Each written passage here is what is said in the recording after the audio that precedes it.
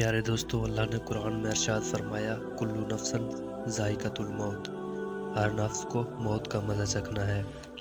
اللہ نے پوری کائنات کی ہر جاندار چیز کی موت اور وقت مقرر کر رکھا ہے۔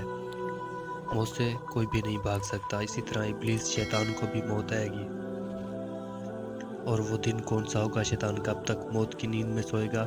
اسے موت کے وقت کتنی تکلیف دی جائے گی اور اس کی قبر کہاں بنائی جائے گی؟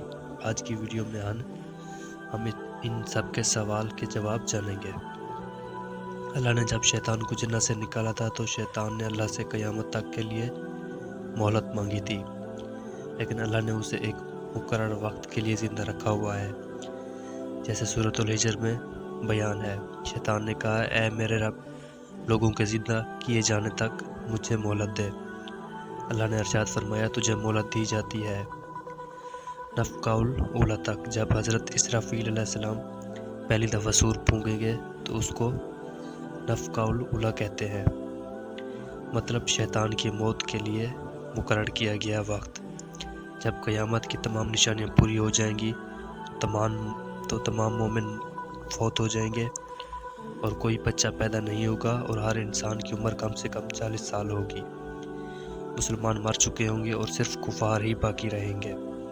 جب مومنوں کی وفات کو 40 سال گزر جائیں گے تو حضرت اسرافیل پہلا سور پھونکیں گے تو اس کی آواز نہایت کم ہوگی، لوگ کان لگا کر سنیں گے، پھر آہستہ آہستہ بڑھتی جائے گی اور اس قدر بڑھ جائے گی کہ کانوں کے پردے پھٹ جائیں گے، ان کے نتھینوں سے خون نکلنا شروع ہو جائے گا اور لوگ مر جائیں گے۔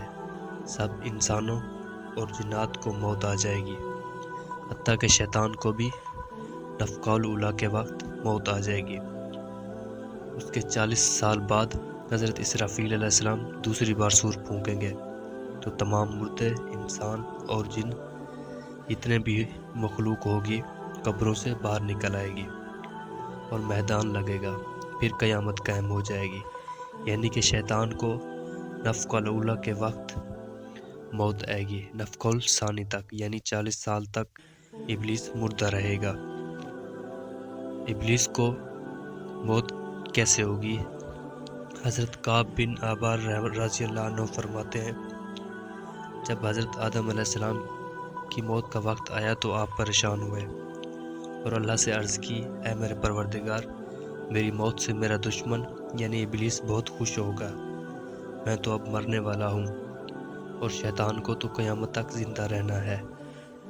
تو اللہ نے فرمایا، اے آدم، تم وفات کے بعد جنت میں چلے جاؤ گے، اور وہ ابلیس قیامت تک دنیا کے اندر ہی مقرر رہے گا، اور قیامت سے 40 سال پہلے اسے اتنی خوفناک اور تکلیف دہ موت آئے گی جتنا قیامت تک کے انسانوں کو دی جائے گی۔ حضرت کعب بن عبار رضی اللہ عنہ فرماتے ہیں، حضرت آدم علیہ السلام نے مالک الموت سے کہا، ابلیس کی موت کا منظر بیان کرو۔ جیسے ہی مالک الموت نے ابلیس کی موت کا حال بیان کرنا شروع کیا تو حضرت آدم علیہ السلام کی آنکھوں میں آنسو آ گئے۔ وہ منظر بہت خوفناک تھا۔ حضرت کعب بن عبار رضی اللہ عنہ فرماتے ہیں، اللہ مالک الموت سے کہے گا، میرے غصے اور غضب کا لباس پہن کر جاؤ اور ابلیس سے تمام جنوں اور انسانوں سے بہت زیادہ سختی کرنا۔ مالک الموت انتہائی غصے اور غضب کے ساتھ موت کے فرشتے لے کر جیسے ہی ابلیس کے پاس آئیں گے تو جو زمین میں ان کو دیکھے گا وہ فوراً مر جائے گا۔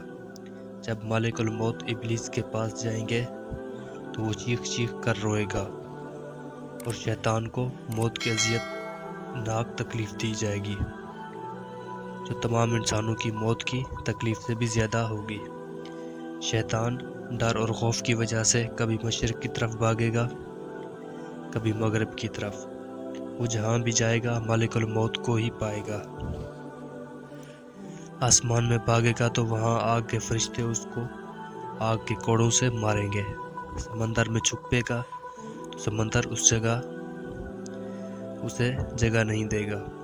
پھر وہ بھاگتا ہوا حضرت آدم کی قبر پر پہنچے گا اور کہے گا، اے آدم، میں تمہاری وجہ سے ابلیس بنا ہوں، خدا کی مخالفت کی ہے کاش تم پیدا ہی نہ ہوتے۔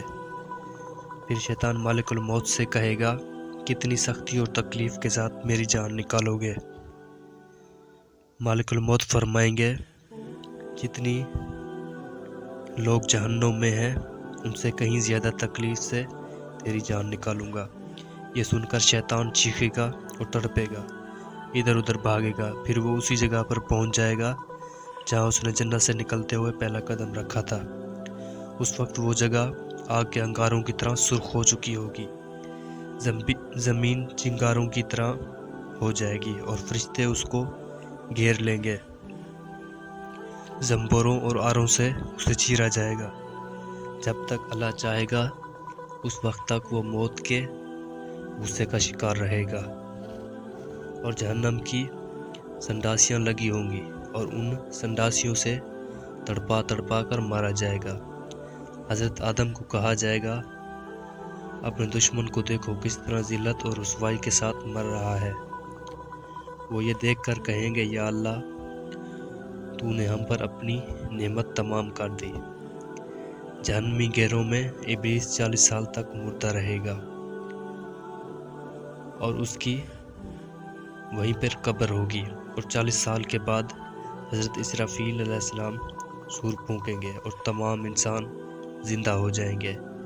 پھر حساب و کتاب شروع ہوگا، قیامت قائم ہوگی اور شیطان کو جہنم میں بھیجا جائے گا اور وہ وہاں ہمیشہ ہمیشہ کے لیے عذاب میں گرفتار رہے گا۔